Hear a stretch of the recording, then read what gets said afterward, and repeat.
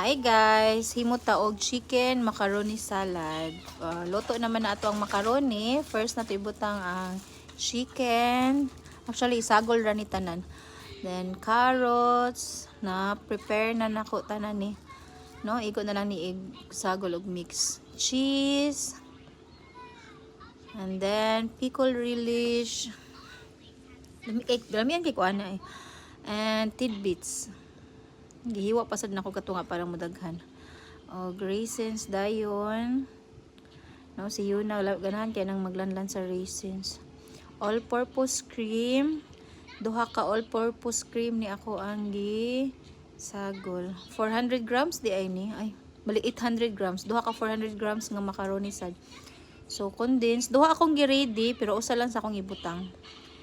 Anya, duha pod ka mayonnaise nga katong small pack.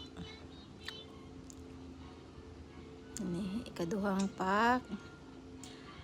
Then after ana, i-mix ra tanan. Ang uban magbutang pa og egg pero naanad man gud migway egg oy kay kuan man gud siya maayo. Ang naay egg. So, i-mix lang ni, mikos-mikos na guys niya. Tabang man, so akong gidungagan og condensed milk. Nya, maura to. Merry Christmas!